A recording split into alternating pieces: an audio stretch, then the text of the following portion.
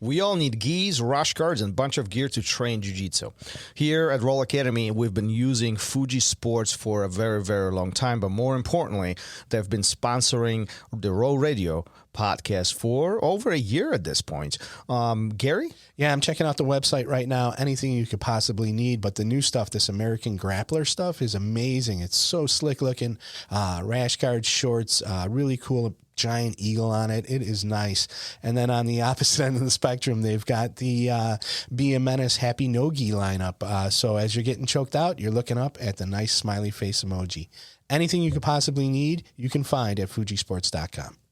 You have questions, I have answers. I started a brand new podcast just recently that's available on all podcast platforms and YouTube. It's called Ask a Black Belt. Very simple. You drop me questions, I answer them. Very simple, 5-6 minutes. Gary, have you heard it? I have heard it, and I really appreciate it. How do those questions get to you? Well, listen, you can message me on Instagram. That's probably the easiest way to get in touch with me. But you can also comment on any post that I make, and I try to genuinely answer the questions as fast as I can, and they get posted 3 times a week as it is right now. Beautiful. Ask a Black Belt. Check it out on your favorite podcast platform. What's up, everyone? Before we get to today's show, please remember to hit the like, share, subscribe, download, and whatever other button there is, and leave us a review wherever you do listen. This ensures that we can continue bringing you great conversations and incredible guests like we have today. On this episode, we are excited to have with us someone who has been one of the biggest names in the martial arts and MMA since the early 2000s. Whether on the mats, in the octagon, or behind a microphone, today's guest has done it all with a warrior spirit, professionalism, and a passion second to none. On this episode, Florian discusses his rise to the UFC, the struggles he faced once he made it to the biggest fight of his life, how adversity and problem solving motivates us as humans on and off the mats, and why we need to constantly ask questions. Here's the RŌL Radio with former UFC fighter and commentator, current co-host of Discovery Channel's BattleBots, PFL commentator, podcaster, and a true ambassador for the martial arts, Florian.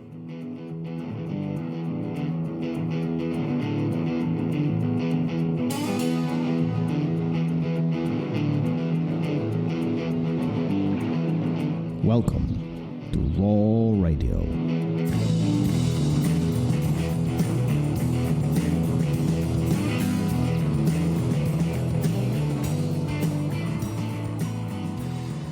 And we are live. Yeah, here we go again. Hey, where are your glasses? I don't have them. Can you see anything? I can see everything, but don't ask me to read anything. Don't ask me to take notes today. Nothing of that is going to happen. Am I blurry? No, I'm nearsighted or farsighted, so I can't see anything in front of me. But unfortunately, Why is your laptop I can even see open? you to make me look semi-professional, like there's something going on here. I like people to at least think I'm doing something. You are a disaster today. I'm not a disaster. I hit record. Well, that's a big the levels red are button. right. I mean, it is a big red button. So, but listen, enough about me, right? Nobody wants to hear about me. We are good friends. You are. Yeah, okay. Yeah, you'll be fine. I'm super excited, though, about today because our guest is somebody that I've been following since he came on the scene. And I think unfortunately for you, is a reason why I might be sitting here today. So why don't you introduce him and let's get this started. Florian in the house. Kenny, how are you? I'm well, guys. How are you? We're great. We're great. See, this dynamic here is very interesting. So feel free to make fun of Gary. Either one of us. Yeah. Either one of us. How you've been? How you doing? I'm doing well, man. Doing well. I'm here in Charlotte, North Carolina. We just had a little bit of snow here. I haven't experienced that in a long time. Right. So nice to see that again. Experience some cold and some snow, and yeah, everything's good, man. Ready to tackle the day. That's Beautiful. good. Good for you. Listen, you've been around martial arts for decades at this point. And I think what's interesting about you is that you've been involved behind the scenes as you're doing a lot of commentary, and you involved from that perspective today. But you've done a lot of hands-on, including tough and being involved in UFC, and having that in-person engagement in the cage and on the mat as far as jiu-jitsu is concerned. How all this started for you? Where's the beginning of Kenflo? Oh my gosh. Well, I started martial arts as a kid. I was quite young. My dad, throughout, his high school, college, medical school days did judo in Peru, where he's from, and wanted us all to learn martial arts. And so I started up doing Shaolin Kempo karate in the Boston area. My whole family did like a whole family package. So I'm one of 6. So all 6 of us were doing martial arts since we were kids. I ended up stopping. I got more into soccer and tennis, and just with the amount of kids, the amount of stuff that I was doing, I just wasn't able to keep it up. So I stopped training. I probably trained for a few years and stopped training in martial arts. I don't know, I guess my early teens at that point. And then I was playing soccer at Boston College. And my younger brother had told me about this thing called the Ultimate Fighting Championship, where, people from all over the world with different styles would fight each other. And I have a similar story to so many, where that was really intriguing to me. I grew up watching martial arts movies and fighting with my brothers and arguing over, what was the best style, what was the best martial art. And of course it was always striking. It was always whatever we were doing, right? Like karate or something like that. So, but this was really intriguing to me. Like, wait a sec, this is real? And my brother's like, yeah, it's really real. And I was like, well, so who won? What was the deal? And he goes, some skinny Brazilian guy ended up winning. And I was like, really? I was like, was he just knocking guys out left and right? It's like, no, he gets a hold of them and he grabs them and he gets them in moves that they can't get out of. And I was like, I was so disappointed. I was like upset. I was like, what do you mean he gets them in moves and they can't get out of? He's like, I don't know, man. He's just beating all these guys. I was like, well, now I have to see this. So I saw it. I was immediately intrigued. I saw kind of the idea of what he was trying to do, and it I don't want to say almost immediately made sense, but it made sense. I was like, okay, that's like if someone's trying to throw a shoe at you, you don't stay there or you don't run away because you're going to get hit with the shoe. You run at them, like those are situations that we involve, my brothers throwing stuff at each other. It's like you get a hold of them as quickly as possible. So now you take away the energy of that object that's being thrown at you. But, the ground stuff, it kind of made sense. They were too close for any of the strikers to do anything. I didn't know what the hell he was actually doing, but it made sense as far as tactics and strategy. So I thought it was brilliant. And then I said, well, how the hell do I learn this stuff? Kept watching the UFC, kept getting inspired and intrigued, and saw the success of grapplers. And while I was in college, I was talking about it with someone, and one of the defensemen on my team says, well, my brother's a blue belt under Royce Gracie. And my mind was blown. He's like, he has an academy in Westchester, New York, and Royce is actually going to come in the summertime and do a seminar. I was like, well, I'm doing that. So I saved some money and I drove out with my brother, Keith. We stayed at some crappy hotel and we did the seminar for 2 days. And I never stopped thinking about jiu-jitsu, and I never stopped doing jiu-jitsu basically from that day forward. Was this a first time when you stepped on a mat from a jiu-jitsu perspective? The first time I ever stepped on the mat from a jiu-jitsu perspective, that was, I think, in 97. And was the Royce seminar one of those like 3-4 hour 2-day events, or like the old? It might have been even longer. It was like, I think 2 sessions a day. I did like the super whatever package, and I did. I was there for 2 days, and I did, I think, 4 sessions or something like that. It was like. Yeah. And that's one of the unique things about the old school seminars versus like today. Yeah. I mean, today you get to get an hour and a half. Hour and a half and you're done. And before it was literally like a whole weekend. You were there. Yeah, 100%. And we filled a high school gym. Like, it was a massive high school gym. And I mean, the place was packed. There was like 80 people, maybe more there, just because again, back in the day, the kids who train now, I sound like the angry old guy, right? But now there's jiu-jitsu gyms anywhere, any major city or any minor city that you could find a jiu-jitsu gym. Back in the day, it was like, if you saw an American purple belt, it was like seeing a unicorn. It was, they were not readily available. Traditional, authentic Brazilian jiu-jitsu was not available. If you had one in your city, it was like a gold mine. So coming off of that, I actually didn't know about any jiu-jitsu academies in the Boston area. I just had trained and worked on stuff with my brothers on a rug that was about that thin, a carpet that was about that thin in my basement, and we picked each other up, slammed each other, and rolled on the ground on a thin carpet in our basement for, I think, 2 months. We competed shortly after that. We both did really well. My brother took first place in his division. I took second place in my division. And it was there that someone had told me about Roberto Maia's gym, Boston Brazilian Jiu-Jitsu, in the Boston area. They thought we were training for a long time. We were only training for a couple months, and we entered the intermediate division or something and won. And they're like, where do you guys train? We're like, in our basement. We've done one seminar and that's it. And we found Roberto Maia, and he was amazing. He gave us a scholarship on day one and allowed us to train there. And the rest is history, man. That's a beautiful story. But listen, speaking of that carpet, what do you say to what do you say to those guys who have, elevated floors with a very cushy mats? They don't know how we had it back in the day. Yeah, literally, my back's probably hurting because of those days. But you really, it speaks to the power of inspiration and the power of love for what you do. It doesn't matter. I don't know. I used to hear stories about, the famous soccer players from back in the day, and a lot of them, couldn't afford cleats, or, didn't even have shoes. And, Pele used to play he'd roll up socks, and, him and his, family and friends would play soccer with rolled up socks. If you are motivated and you are passionate enough to do something, you're going to find a way to get it done and to make it work for you.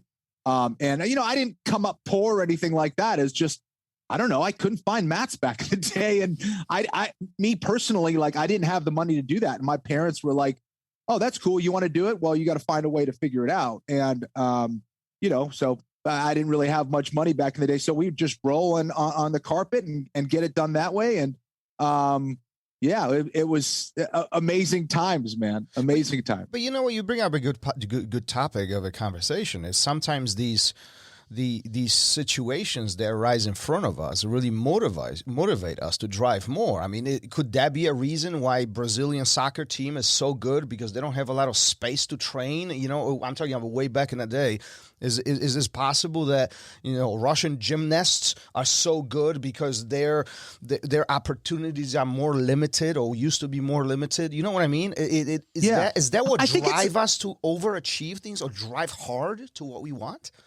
Honestly, and I think people forget this, what makes humans so different from the other animals is the fact that we are able to truly use our mind to problem solve on levels that no other animals are capable.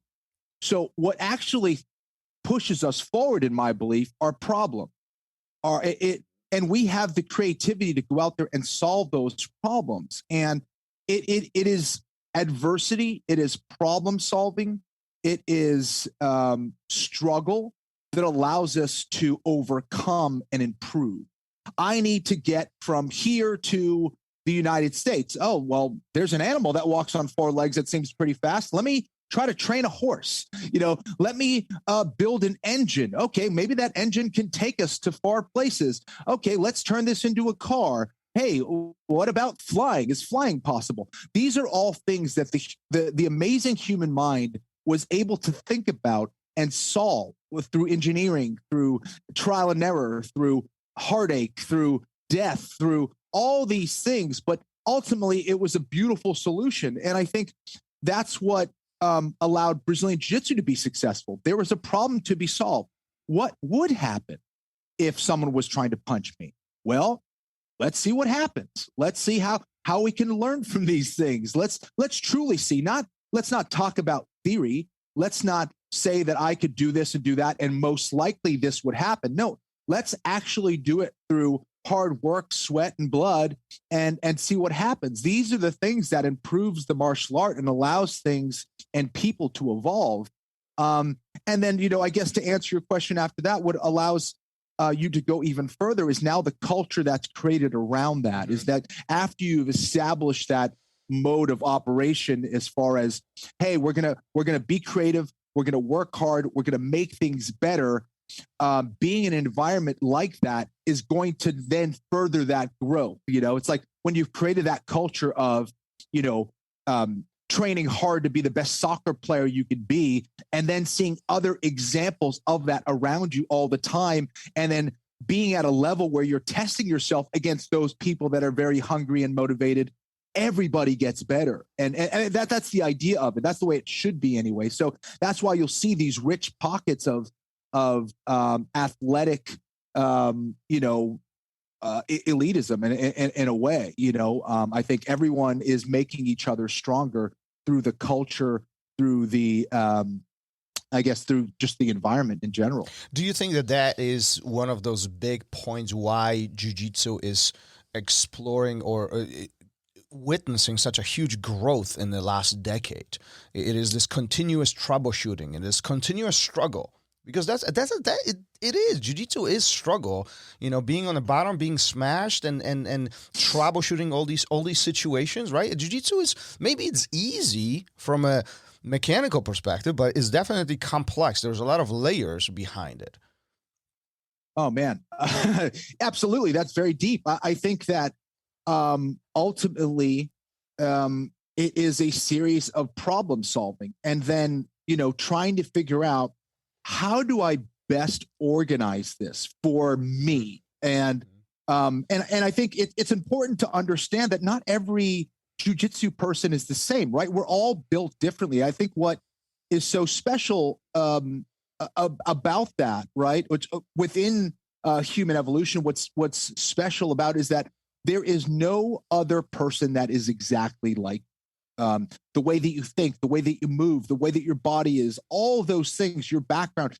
So, catering that to yourself as best as, the best that you can without compromising anything or ignoring anything is the goal, right? And I think there's always that one person in the room that gives you a tough time, or there's always that one person in the room who has that little position that's tough to figure out. There's always that one little person that, can do things a little bit differently, or, oh man, those legs are so short, I can't get them around them, or those legs are too long, I can't get around them, or, that guard. So all of those little things, I see that as great proving grounds for myself.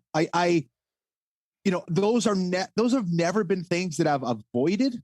You know what I mean? I for better or worse, like even if I was injured or whatever, I'd be like, that's the guy that's going to help me get better. That's not the guy that I should be afraid of.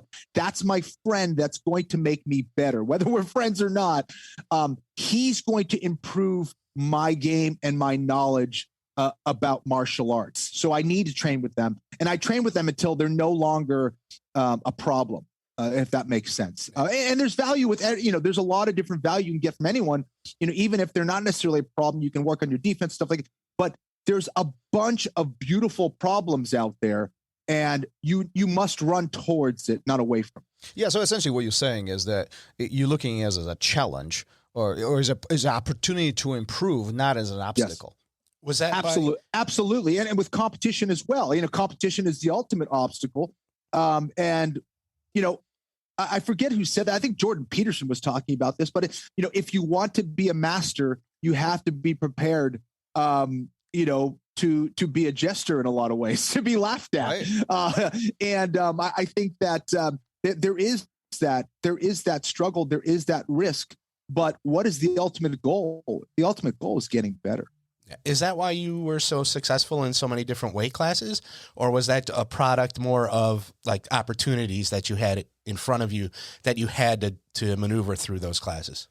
It's tough, like if you're asking my ego, I would say that it's probably a lot of stupidity, and overconfidence. But if you're asking me, the martial artist, yeah, I don't know. as a kid, even when I was doing martial arts, but this was probably more when I had gone more towards soccer and tennis and stuff like that, the hardcore sports. I was a very fearful kid. Like I had a lot of anxiety. I had a lot of dreams about getting in fights, and I'm sure we've all been there, and not being effective, of like hitting someone in a fight in a dream and like nothing happening. I'm like, oh my gosh, I am completely incapable to defend myself. So those were big time fears. And I knew eventually I had to address that.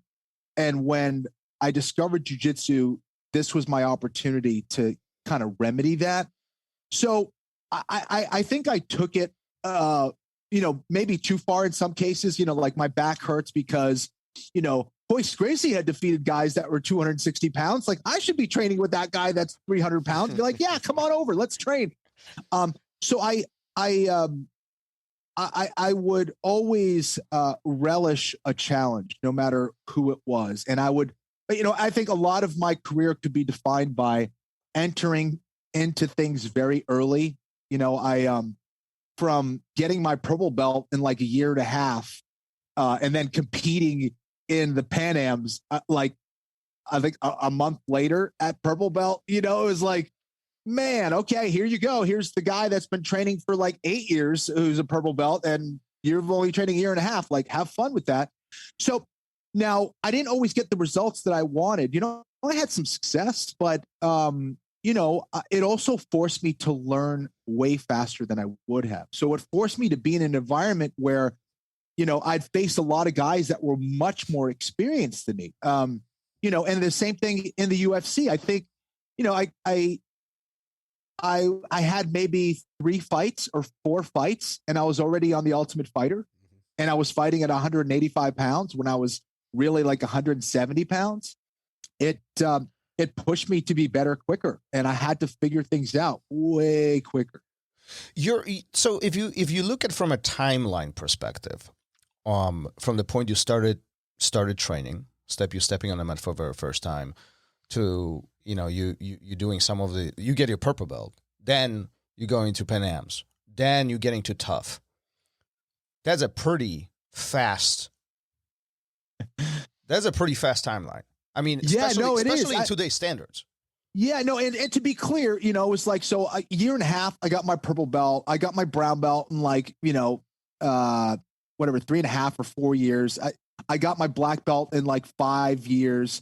And I was also playing soccer during that time. So it was like, I don't know if I deserved it or not, but I got it. And I was like, man, okay, well, here we go. And so I was always looking for ways to try to meet those standards the best that I could and surpass those standards. So I was going to Brazil, like starting in 1999. And, I was always asking questions and trying to learn as much as possible. So yeah, it was a really quick turnaround as far as, going from, the jiu-jitsu world into competition, and then jiu-jitsu competition, into, higher belts, and then jiu-jitsu higher belts into my first MMA fight, and my first MMA fight was against a guy who had had a draw against one of my mentors from my academy. They stopped the fight because of a cut. So it ended up being a draw. And he had well over a dozen fights at that point. I had 0 fights. But I was like, I want to fight that guy because he had a draw against my friend and my mentor, and I want to fight him. And it was just like, all right, Kenny, good luck, man. And I ended up winning, and I did. Yeah, exactly. And I did fine. I ended up winning, but it was one of those things where I knew it was going to help me, and I just wanted to experience that. I wanted to experience that. It didn't. I wasn't thinking about, I'm going to lose, or I'm going to do this or that, or I'm going to be embarrassed. I was just like, I need to try that. I need to do that. Well, then walk me through. With that being said, walk me through the train of thought behind tough. I mean, at this point, nobody knows what this is. And I mentioned it before we started recording, but I had the opportunity of being, on the other side, like behind the scenes, when Stefan Banek was invited to it, and we didn't know what he was getting ready for. We had no clue. Yeah. We knew that he was getting ready for something, and it was Yes. big, but we had no Yes. clue what it was. So what did this look like from your perspective? How are you getting invited? How are you getting selected? What's the preparation? Do you even have clue where this is going? No, not really. I knew that it was going to be some kind of house where we were all living, and it was going to be some kind of competition. It wasn't explicit that we were fighting to advance. Originally, my understanding was that we were there to compete. We were going to do a bunch of challenges, and then whoever was left at the very end was going to fight. But it was going to be at the end. That was my understanding anyway. And that was what was explained to us. That's why, when Dana gave the whole, famous, "Do you want to be a fucking fighter?" speech, that was kind of what that was about, was because a lot of us weren't under the impression that we were going to fight until the end, until whoever made it to the finals through these challenges. So anyways, but when that happened, I was like, okay, well, we're fighting now, I guess. This is what we're doing. So for me, I guess it was just, I wasn't even sure it was going to make it to cable television. I was like, who's going to watch this? I don't even know what's going on.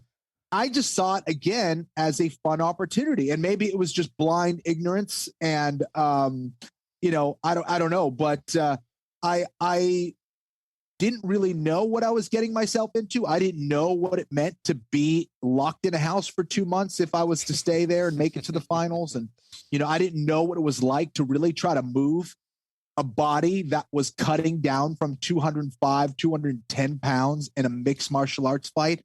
I didn't know what the levels were. I knew none of that. It was just like, a lot of ignorance on my part. But as I was, on the show going week by week, I said, wait a sec, I'm kind of doing good here as the little guy and the least experienced guy. Maybe have a shot to do okay. And I kind of would gain confidence little by little. And I was learning so much from guys like Randy Couture and Chuck Liddell. And, I just I just saw it as an opportunity, as a challenge to improve and learn. At which point it hits you that this is actually going to be one of the biggest MMA events ever? This is going to be the pivot point at which literally UFC carries on to this point. Like, has that ever occurred to you, or did that come later in the day? Dude, so I don't know if I really realized it until after the show. Really, like, people were like, oh, hey, as I was preparing for the finals, people would say, oh, hey, I've seen you on that show, blah blah. I was like, okay, whatever. And then after the show, it was after one of my, I think, first fights after the show, where I was walking in the casino or something like that, and I got stopped, and a bunch of people started surrounding me and asking me for autographs. I was like, wait, people are really into this? Like, they want to talk to me? They want my autograph? Like, this is crazy. Like, it didn't really hit me because I didn't see it as a successful stint necessarily. Like, I beat Chris Lieben. In my mind, it was like, well, I cut him. It wasn't the best fight. I made it to the final. I got humiliated by Diego Sanchez. It was a terrible performance. I was like a deer in the headlights. And it wasn't, I didn't really feel like a UFC fighter until I started like winning, in the organization. So then, I guess I got a little bit more attention and stuff like that. But like, I always felt like I had something to prove, and I wasn't really aware of that stuff necessarily. Do you think that the final performance with Diego Sanchez was more of a motivator for you to carry on your career, or was there a question of maybe this is not for me, maybe this is, maybe I should go in a different direction? I don't think that loss ever left me while I was fighting in the UFC in a lot of ways, because it was a tremendous reminder. That was the first time that I had ever really experienced fear in a martial arts competition.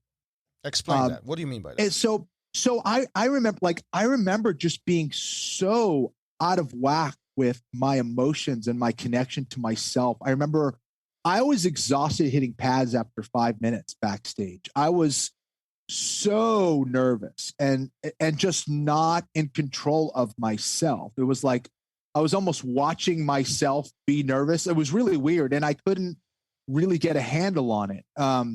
And I thought I needed to get riled up and ready. And I was like, that was almost my way of motivating myself, but it was really difficult for me to control my emotions before that fight. I was thinking about all the wrong things that you're supposed to think about before a competition. I was thinking about the stakes. I was thinking about the money, the contract. I was thinking about the fact that I was competing against a guy, Diego Sanchez, who I had trained with and was friendly with. I was thinking about, all my friends and family watching at home and in the crowd. I was thinking about all these stupid things that really aren't real, that don't matter, that wouldn't help me. It would actually hurt me. And when I got out in the fight, it felt like I was circling the octagon for like hours. And it was probably 30 seconds, but it felt like it was hours. And by the time I realized I was in a fight, Diego Sanchez was mounted on me and I had blood going into my eyes. And it was just like, all right, Kenny, you got to do something here. Let's go. You're in the fight now. And I was awake and I was like fighting to get out of there. And then, the referee had stopped the fight. And it had affected me so much. And I truly realized that it's beyond it.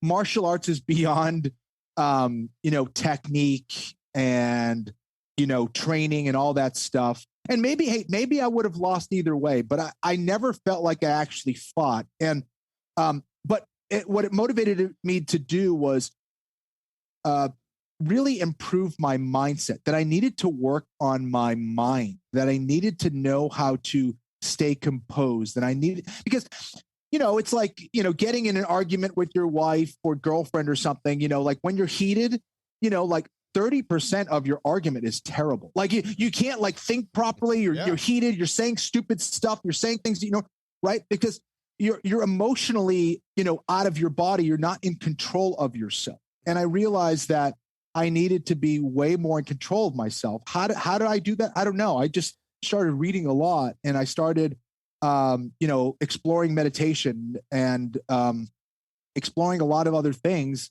on the spiritual and mental side of things. And I even more than before, I really started to really spiritualize my warfare, spiritualize my approach to training and fighting. And that's why I kind of became, interested in samurai culture and, Spartan culture and all the different warrior cultures of the past, and kind of learning how they approach it and what was their preparation and what was their mindset and all that stuff. And, reading about, current day missions and previous wars and battles and, special operation forces. And, they became a great source of inspiration and learning. Any regrets behind that one event? No, no. And that's the thing. I think I was upset about it for a long time. No question about it. But I learned that was such a gift. It was such a great gift that had motivated me so much. It was like, people might beat me, but they're not going to beat me like that, where I don't show up. That is unacceptable. And that will never happen ever again. I'm going to fight my ass off the best that I can. I'm going to stay as composed as I can.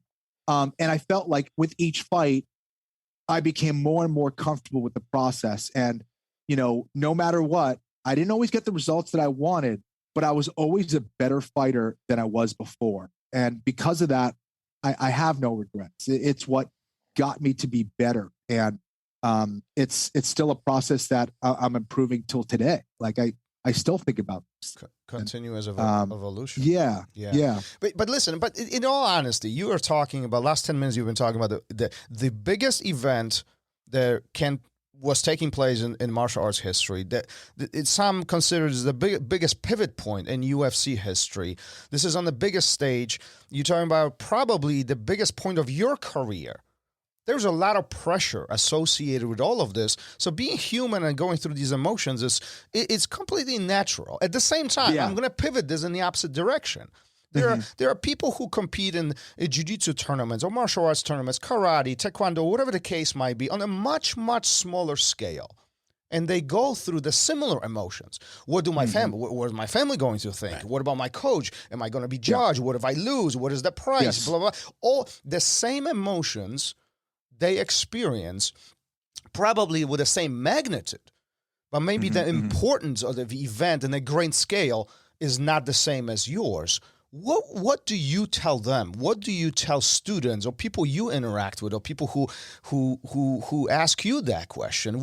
How should they take that approach? Yeah, I would say this. I always try to ask myself, this thing that I'm doing right now, or this thing that I'm thinking right now, is it helping me or is it hurting? And I think if you ask yourself that question, you'll know what the answer is, right? So going inside and going, all right, well, this doesn't feel right. Why doesn't it feel right? Well, you're thinking about things that really aren't going to help you and move you forward to allow you to go out there and succeed. There's this, I think there's this balance of trying to empty your mind without forcing yourself to empty your mind. It's like, stop thinking. Well, now you're thinking about not even thinking. More, right? Yeah, exactly. Even more. So how do I get to that point of being as present as possible? And to understand that these emotions that I'm feeling are just emotions and they will pass. So it takes practice. And I would say, hey, you are going to get better at this, but what are the things that you should be focusing on? You should be focusing on just that person that's in front of you and what the action is that's transpiring in the moment. If you are thinking about anything other than that, then all those things are hurting you. The referee isn't real. The crowd isn't real. The emotions aren't even real because those things come and go. Those aren't real things. Those things are natural things, right? But those aren't things that are going to propel you forward and allow you to compete the best of your ability. And someone may say, well, if those things are motivating factors, well, okay, that's fine. But are those motivating factors when you're, let's say, training with a loved one or training with a really close friend? Are you trying to hurt that person or motivated to beat them so badly? The thing that never changes is when you're motivated to improve, and that's it. When that becomes your main motivation, I think all those other things you can kind of disconnect from. It's like, I thought I did a good job when I faced Kit Cope, when Kit Cope was talking a bunch of trash. It's like, yeah, I wanted to beat him, but I wanted to beat everybody I faced. And I didn't get caught up in the battle of, oh my gosh, he's insulting me. And oh my gosh, he says he's going to kill me or send me into an ambulance.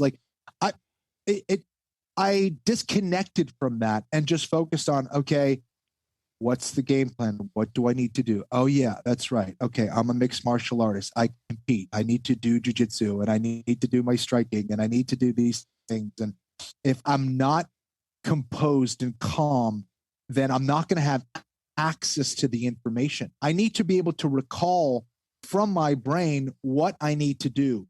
All those things reside in my body. In order to call on those things, my mind needs to be available and it needs to be unfixed. It can't be fixed on any one thing.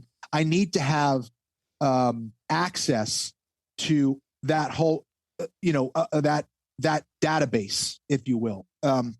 So are you saying the mental approach is more important than physical? It might be. I think that it's both, right? It's both. I think that one can't necessarily outweigh the other, but I will say this. I mean, the best fighter doesn't always win. The best jiu-jitsu guy doesn't always win. A lot of times it's that person who refuses to give up, that person who has a will that is unable to be fatigued, that will that is unable to be defeated. We've seen it time and time again. We're like, oh man, this guy, I don't know, in the practice room, he's not that good. And then all of a sudden you see this guy get out in the competition. You're like, who the hell is that guy? He's a beast, and it happens. And you see it the other way around. The other way around. You have a guy is, a technical phenom and unbelievable in the training room. And they get out to compete. And you're like, wait a sec, who the hell is that guy? He's not doing his stuff, right? Yeah. So it takes practice. It really does. And the mind is so important. And I think there is this balance. I always used to use the analogy to my students about, the samurai sword. You could have the sharpest, strongest, longest blade that is indestructible. But if the person that is wielding it is shy, hesitant, scared, fearful, then they will freeze. You must become one with the weapon. You must become that very thing. You must become the sharpness of the blade. You must become the indestructibility of the blade. You must become that strength. You must become all those things. Otherwise, the blade isn't going to get it done for you. The weapons aren't going to get it done for you. The techniques aren't going to get it done for you. So perhaps I do have the answer. Maybe it is them. Yeah. Do you think that mental break in that tough finale is what made you change into what you are now? You've always been described as like a class act or really intelligent.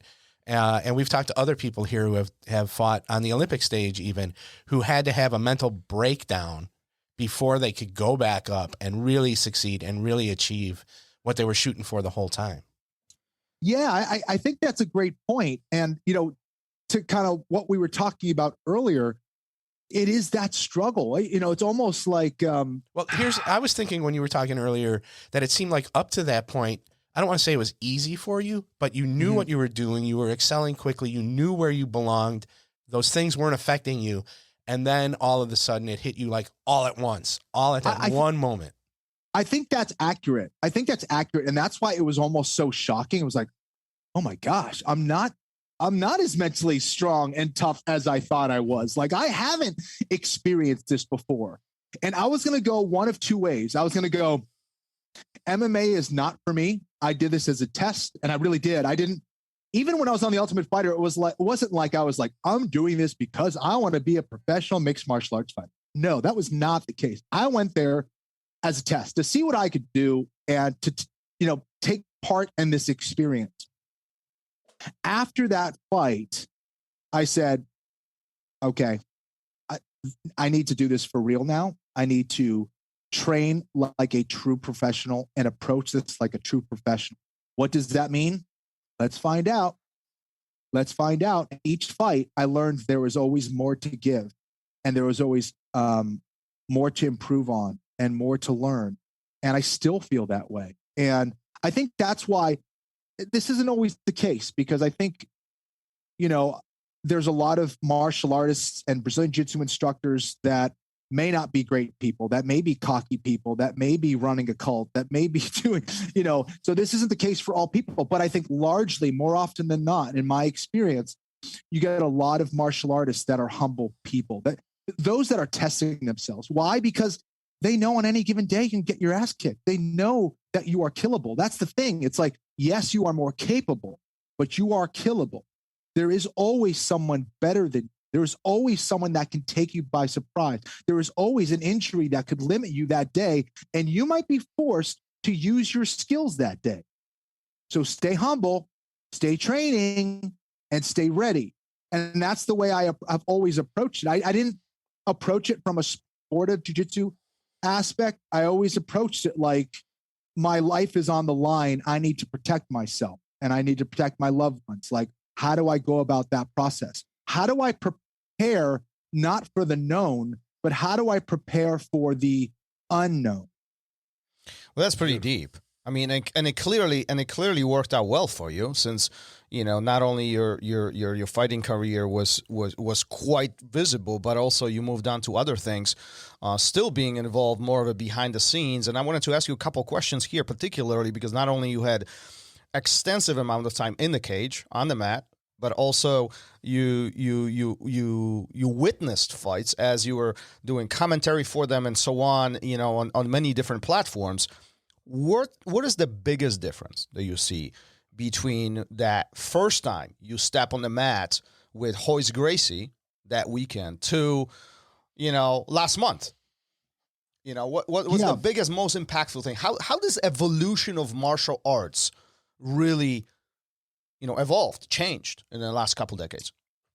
Yeah, I think we've gotten better about our approach. I think things are way more professional now as far as your preparation for anything from a mixed martial arts contest to, say, a jiu-jitsu competition. I think people's dedication to their craft is more precise. It's more capable in a lot of ways. Why? Because we've seen tons of experiments. That's the way it should go, is like, as we see more experimentation, as we see more tests, we should get better with that process. That worked, that didn't, that might need improvement. Maybe I can explore that aspect of me. How can I make that better? What's that all about? So having that intellectual curiosity has propelled us forward to a certain extent. I think our ability to deal with systems is far, far greater.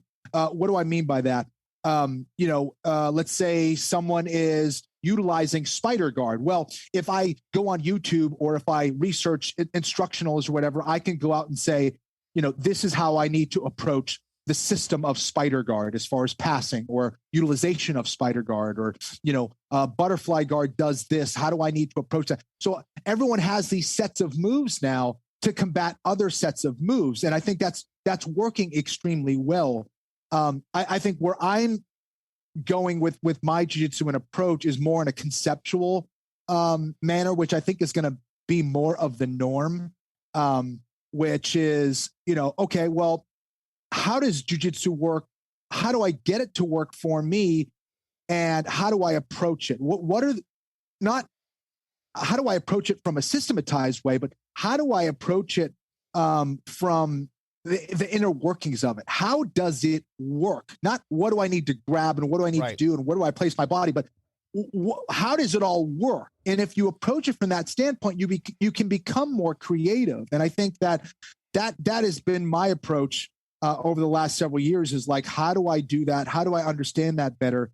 And how do I create more thinking students? I don't want to create robotic students that are just copying everything. How do I create a student, and how do I live and transform that in my own game to be present in the moment and to be ready for anything that's thrown my way, almost as a test? It's like, I don't want to know your game. I want to figure that out in real time. How do I do that? How can I hack anything that's out there, no matter what system it is?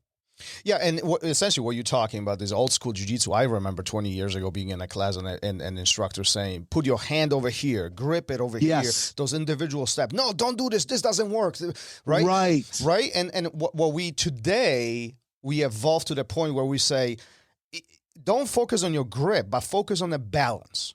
He needs to shift this direction. Whether you do it with your knee or your hand, that's a more secondary part. What is important that he's off balance as a result of it. Gravity pulls him down. You can reverse. You can do this. You can do that. You can that. Am I on the right track here?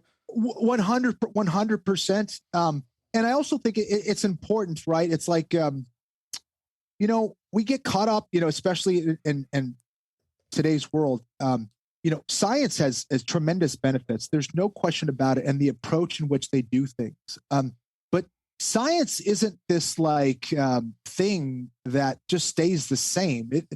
Science is to be questioned, and when you look at Brazilian Jiu-Jitsu, it is both a science and an art. We can never forget that. It's like, man, we get 10 black belts in a room, and we ask them how to do a certain move. Probably there's going to be 9 to 10 different ways of doing that thing, right? It's like, and we may learn and pick up a new detail from every single one of those people that we didn't know before. So, hey, why? Why is that? Because, okay, we have many different minds and approaches, but also there's many different ways of executing. There's many different ways to play that note. There's many different ways to play that guitar. There's many different, the same song, different way. And I think that we cannot lose hold of that, because those artistic visions, those artistic approaches is what makes it so beautiful and what gives others a different approach and perhaps a more effective approach. So I think it's important to allow for that freedom in the student to explore and be curious and to play. I think that's super important. Do you think that this will continue evolving? from a martial arts and from jiu-jitsu perspective? Or do you think that at some point we're getting to this plateau, maybe might not be the word here, but this leveling out where social media is just so oversaturated? I mean, Lord help us, right? I mean, billions of videos on Spider Gut alone, right? Like I call it YouTube vortex, or Instagram vortex. You get sucked in. Gary always makes fun of me. You're looking for legit Spider Gut in 3 minutes. You're looking at pink bunnies with rainbows. Like, it's just, you get into these avenues of you've just sucked in, right? But do you think that, some of this will level out, where at some point these platforms will offer everything they can possibly offer? I mean, how many instructionals can we watch on Spider-Man? I mean, I'm just saying. Like, you and I just argued about this 2 weeks ago. You're spot on, dude. You guys are spot on. I would say this. It's like finding information is easier than ever. The problem is finding the right information. That is the problem. Right. So this is why I always go back to this. It's like the best teacher you have is yourself. And it's up to us to go out and find, okay, what makes the most sense to us? And question everything. Don't be a conspiracy theorist. Don't be a a crazy person. Around. Yeah, exactly. There's a bunch of them. But question. Does that make sense? Look, let me research. Let me ask this person. Let me ask that person. Consult with your coach, ask questions, ask training partners, keep going, because, the truth, I can point in its direction, but I can't necessarily stand on it all the time. Yeah. So it's almost, it's something that is, it's unending. Yeah. I keep going further because, the truth is almost always incomplete. I think a big problem is people say question everything, and it's a cliche now that they just throw out there. Where at that point they're not searching, they're not asking questions. They're just it's skepticism. It's not question everything. Yes. It's be skeptical of everything. And I think and at the same time, when people are asking questions, they might be asking pointed questions to the answer they want to get, and that can happen here in jiu-jitsu too. It's like, is this really for me? Well, I'm going to convince myself that it is. And I think there's way too much of that going on. I think that's beautifully said. And it's super important because you could go too far the other way, right? And it's like, no. We are trying to get better. And that's why it's like, I'm like, oh, well, that doesn't work for me because I do this. Well, it's like, well, maybe not. So that's why, time is so damn important, because you need a lot of it in order to point yourself in one direction or another. And it's important to try things, but then also not waste your time doing something. It's like, should I be wasting my time as a white belt learning worm guard? You know what I mean? I don't know. So these are kind of questions that may have different answers all the time, but I think it's important to have that curiosity. And it's almost like, I think Firas Zahabi was saying this, one of my former mentors and coaches and friends. He says, like, don't say anything until you're a blue belt. Like, don't question anything until you're a blue belt, until you have like a solid understanding, like get your basis of what jiu-jitsu is, like, and then from there, start questioning certain things, then you can start to ask questions. But until then, it's like, get your game going. And then after that, start asking questions once you kind of have a well-rounded idea of what you're supposed to be doing. But Kenny, I got to tell you that's hard, because I open my Instagram, and I'm a white belt, as I'll just say. I open my Instagram and I'm scrolling, and it's like, well, there is a berimbolo, and here's a flying triangle. Well, can we learn this in a class? I mean, I'm serious, right? Like, and this is the mind-blowing. After 20 years on the mat, this is the mind-blowing part. I did not learn any of this, like, until, like, literally 5-6 years in. And today, before you step on the mat for the very first time, you're already scrolling. You already have this content in front of you. And it's so so difficult not to get in that route, right? And then we compare ourselves to, well, this guy is able to do it and I'm not able to do it, so who's better? Maybe they are. I mean, we are put in these perceptions, these different points of perception, and comparing ourselves to these unrealistic people online, right? Because they record this video probably 75 times before it worked, and yet we only see the one version that's awesome, right? And we want to do it as well as they do, but we forget about this very simple cross choke from a guard. It's like fundamentals 101, or like how to escape mount.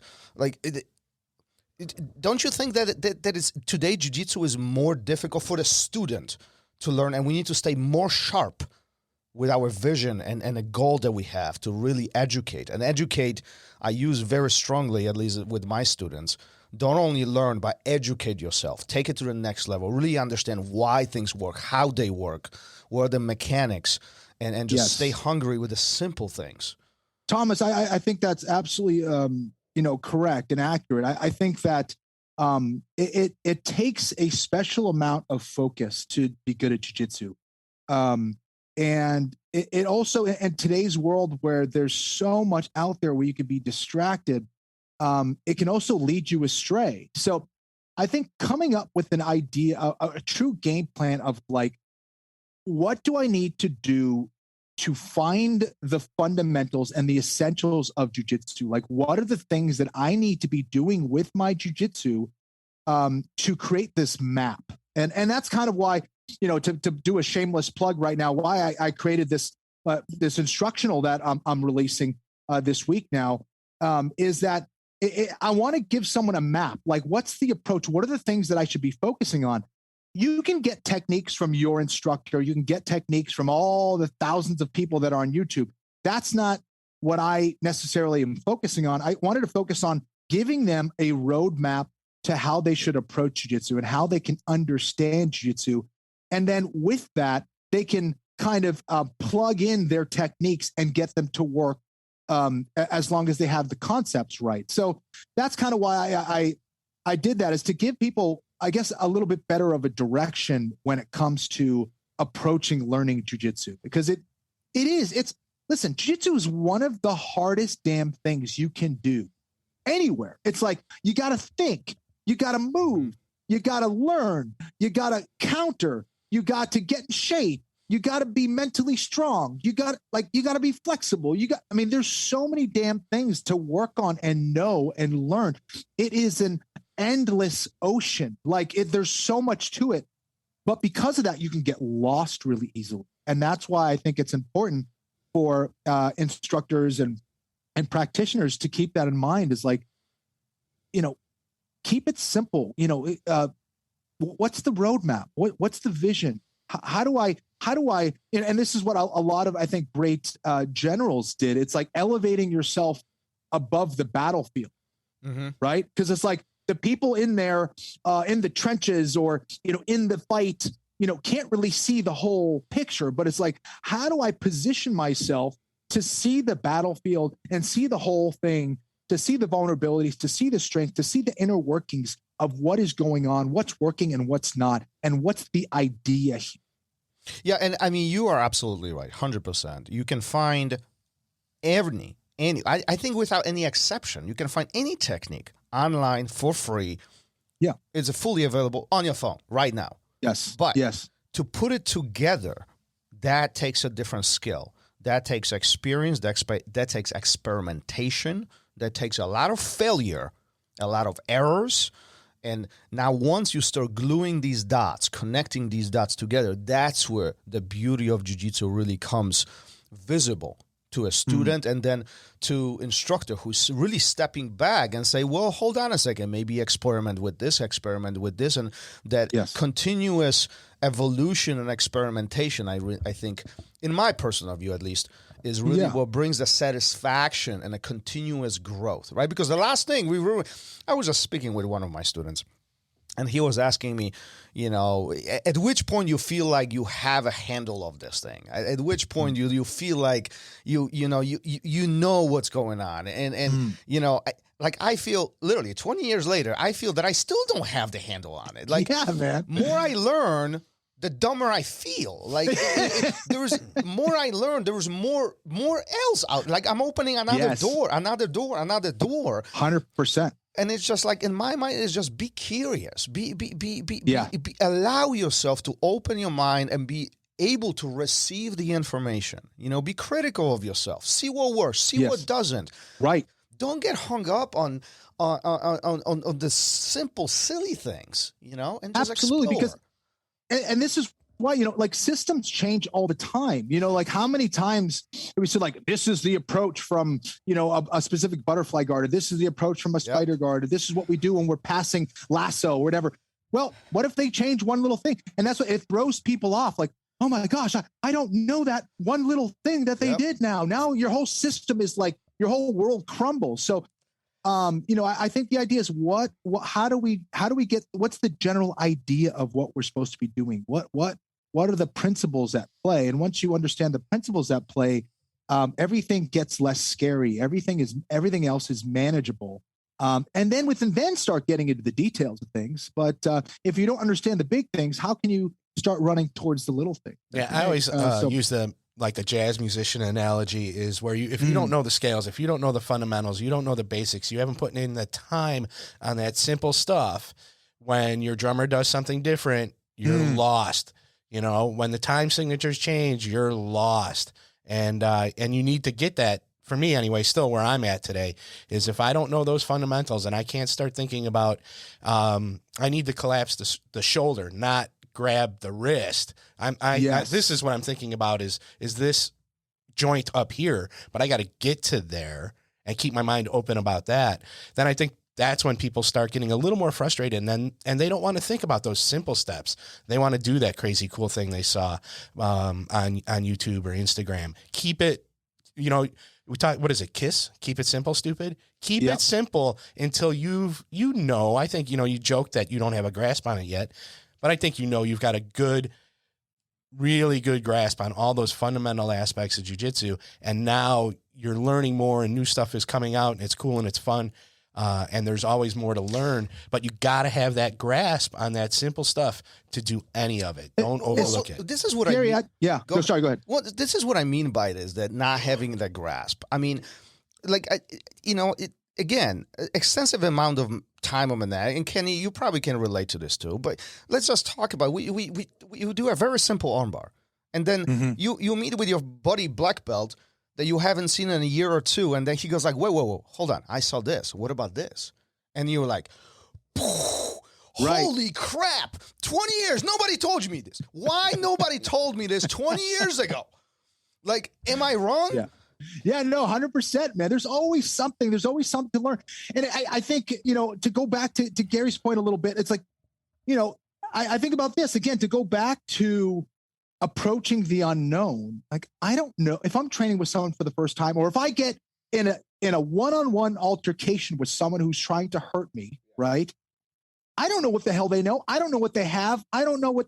So if I'm thinking, okay, watch this, I'm going to go up and I'm going to do that fancy flying armbar to this guy, or I want to get him in a leg lock. It's like, Kenny, no, you need to get close to him first. Yeah. You need to get him on the ground, but you're thinking about all the wrong approach. So again, when you're talking about the unknowns, when you're talking about combat, you know, it must be simple.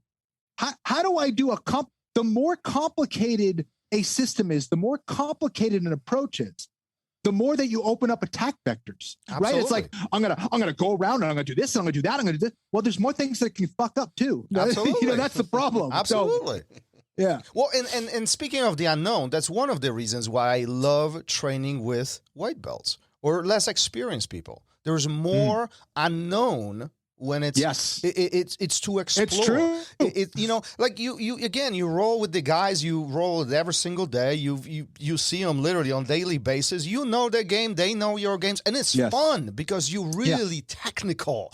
You untying the knots, you know. But there is a very different game when you go with somebody this is their first month. And they have no clue what's going on. They go in a direction that it's like, wait a minute. What the hell are you doing? I agree. You know what I mean? I agree. And it creates a very different dynamic. 100%, man. Do you love teaching? I love teaching. I really do. I learn so much from teaching. So part of it is selfish, candidly. But I truly love seeing, especially a good person who's doing their best to get better, and to see that person who first walked into the academy, or who I met, who never look anyone in the eye, who had a real soft voice, who was not confident, that didn't really have direction. And then little by little, to see them come out of their shell and open up their chest a little bit more and hold their head a little bit higher and look at you when they're talking to you, and, actually use their voice to project, and to see that change, or to see a person's face the first time they ever use jiu-jitsu to submit another person, to see their face the first time they beat someone that used to kick their ass, and they're like, whoa, this is possible. Like, I can achieve things. Like, this is how you improve someone's life, is when they go from being nothing or not knowing their abilities to going, wait a sec, I can do hard stuff. And that's something I repeat to my daughter. Me and my wife, we say all the time, my son's too young, he's 7 months, but for my daughter, we always say, you can do hard things. Oh, it's hard? Well, you can do hard things. And getting them to understand that, I think, is such a powerful thing. And a lot of times we forget that, even as adults. It's like, well, Joe Schmo or Thomas, he's been doing this forever. He was probably good at this forever. Like, they only see you as a black belt. They only see you as a champion, or they only see you as this. But they don't realize, they don't know all the crap that I had to deal with. They don't know all the struggle. They don't know the millions of times that I've been submitted. It's just, Yeah, and there's really, at least for me, nothing more satisfying when you're teaching a student and they actually succeed, and there's this smirk on their face. There's this, the eyes light up. It's like, yep, totally, that right there, that moment. And there's so much more ahead. We are just starting. Absolutely. We are just starting. Yeah, I love it. Kenny, where's things going for you? I mean, let's be honest. You're quite successsul. From your podcast to the other commentaries, everything you've done in the MMA career, jiu-jitsu career, and so on. And where's life going for you? What are you doing? When are you retiring? When Kenflo will disappear and we won't even know where you are? Good question. I think about that a lot. Do I want to disappear? I hope that I can continue to just pursue my passion, which is martial arts, and continue learning. So that's what I tried to do. And I enjoy my job. Like, my goal was always to try to do things that I loved. And I've been doing that ever since I went into jiu-jitsu full-time, martial arts full-time. So I feel truly blessed that I took that leap of faith, and that I'm still doing that today. And honestly, I just want to continue doing things that I love and things that I'm motivated by. And most of it revolves around martial arts. So, I am currently doing commentary for the PFL. Mm-hmm. I just signed with them again for another year. We'll be doing a bunch of fights this year on ESPN and on Fubo TV. We're doing a Challenger series on Fubo TV, and the regular PFL season will be on ESPN. And I'm doing another show on Discovery Channel called BattleBots, where I just saw that. Yeah. Engineers from all over the world build these robots that crash into each other, and it's kind of similar to mixed martial arts, which is pretty fascinating to me. I learned a lot from watching it, and I can apply a lot of different things. I do have to tell you, I just saw, I literally saw this last week or this week, and I was like, wait a minute. Is that Kenny? What's Kenny doing with the robots? What got you into that? Again, like a lot of things in my life, I just kind of was in the right place at the right time. And I got a phone call from a producer. And they were essentially going to either go the engineering route or the fight route. Like, do we get an engineer to call the robot fights, or do we get allowed fight commentators to do the call of fights? And they ended up going the route of the loud, annoying commentator. Well, there you go. So they called me and told me I got the job after an interview, and man, the rest is history. I've been doing it. I guess this is our 6th season now. We started on ABC. we're now on Discovery Channel. It's been quite the crazy trip, and I've learned so much from doing it and have a ton of fun calling those fights. So, doing that. I have my podcast with John Anik, who is the play-by-play commentator, of course, for the UFC. We've been doing that for a long time. A while. And I just released an instructional on KennyFlorianMartialArts.com where I kind of go over the whole approach to jiu-jitsu from the stand-up positions to all the ground positions. And I'm excited about that. That got released this week, and we'll start the promotion for it starting next week. So, and we'll make sure to include all the links in the show notes. So if you guys are interested to keep in touch with Kenny, make sure you take a look at that. I want to ask you one question that I didn't ask you, and I wrote down. Do your other siblings stay? Did they stay in jiu-jitsu or in martial arts? Or? So my brother Keith, him and I, we own Florian Martial Arts Center together in Brookline, Massachusetts. Right. So he certainly has. And then my other brothers and sister, no, they did not. So it's just Keith and I who have stayed doing Brazilian jiu-jitsu and mixed martial arts and stuff like that. So. Don't you find that they're all fans? Don't you find it a little ironic that you, as the guy who actually didn't want to do jiu-jitsu or martial arts, and you kind of laughed, and now this is literally your profession? You calling the shots behind the microphone? It's crazy. It's crazy, and it's funny because I always just tell people, I think my brother Keith, he's gonna fight. He's gonna be the fighter. I never considered myself the competitor. I always saw myself as a teacher, and I still think that's true today. I do consider myself a teacher. I'm a teacher that wants to test things and learn. But I still think at the heart of who I am, I consider myself a teacher. But in order to be a teacher, you have to be a student, and I think I'm a student number one, and then a teacher number two, it's crazy how life pulls you in different directions, man. Listen, before we wrap this up, we do this at the end of every show now. Something new that we started just fairly recently. But somebody who was sitting in your seat asked a question, and they did not know who is going to answer the question. So it was kind of a question in a blind, if you will. Yeah. Cool. Gary's going to take a peek at this, so you're gonna be able to take a stab at this one. This is always interesting. The person who asked this is the one and only Victor Estima. And nice. Yeah, it's a good one, right? No pressure, though. No. He wanted to know, how do you see yourself in the jiu-jitsu world beyond your competition? Let's see. Gosh, I don't know. It's hard to say. I guess I was one of the earlier guys to utilize jiu-jitsu, and I guess in the modern mixed martial arts. I don't even know what's old and what's modern these days, but so I kind of saw myself maybe as a second or third generation guy in the UFC as far as jiu-jitsu and representing jiu-jitsu, I guess. But also,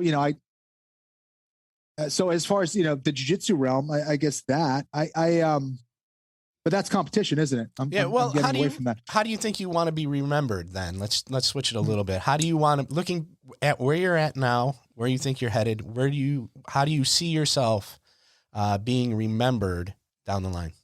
Kenflo legacy.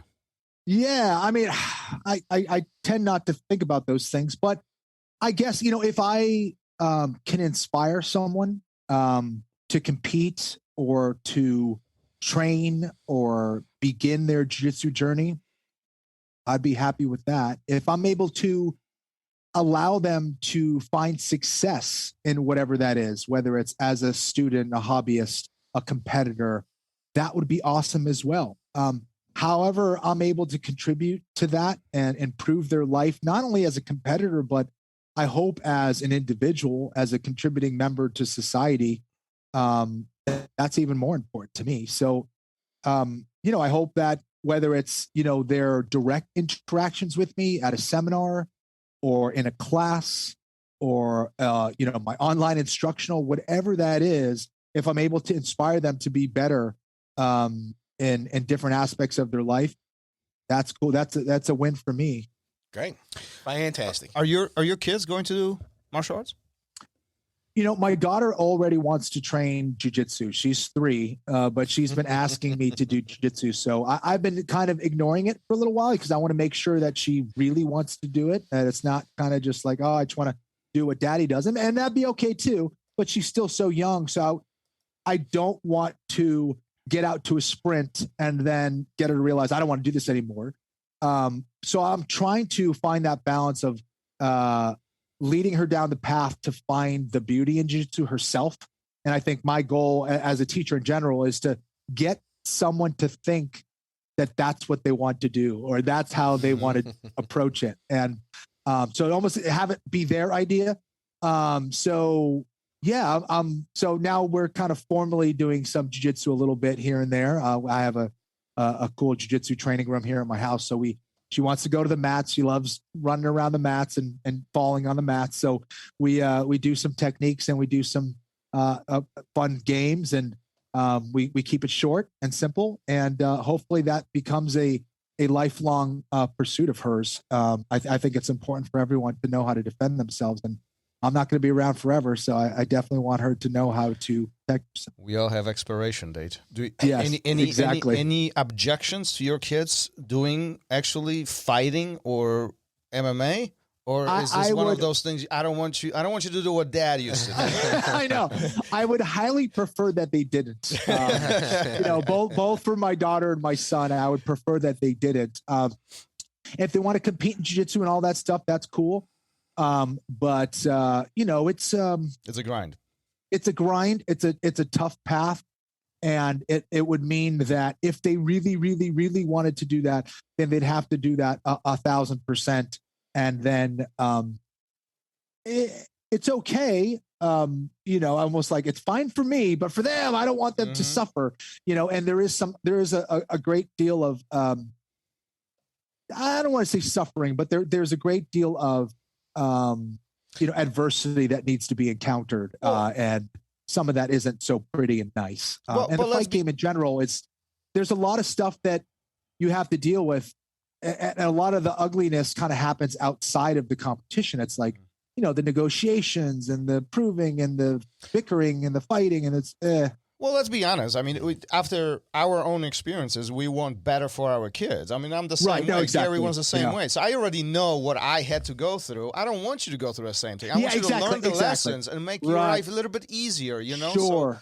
So, that's 100%. How I look at it. So that's the main thing. Again, I got three kids of my own. So I was curious what your thoughts are on this. Yes. Kenny, thank you for being here. What a phenomenal conversation. Thank you for sharing all the wisdom, all the stories with us. Where can people find you? Where can listeners find you outside of all the websites that we'll list in the show notes? Social media, are you on? Yeah. Pleasure talking to you guys. Thank you guys so much. I am on social media at Kenny Florian for my Twitter and for my Instagram and my Facebook, which I don't really go on very often. But I believe. Does anybody? Yeah, exactly. I think things get populated from my Twitter automatically to my Facebook. But I'm not on Facebook myself personally. So best to hit me up on my website, kennyflorian.com or kennyflorianmartialarts.com. That's where I have my instructional. And I'll be calling some fights on Discovery Channel and on ESPN and Fubo TV. And appreciate you guys, and thanks for having me on. Well, Absolutely. Thanks for being here, and we'll be watching you as you create this awesome, or continue creating this evolving, awesome world of martial arts. Beautiful. Thank you so much. We'll see you around. Thanks. Peace. Thank you for listening to RŌL Radio. If you enjoyed the show, don't forget to leave us a review and help us make the show even more amazing. For future episodes, check out our website and follow us on all major podcast platforms. Take care.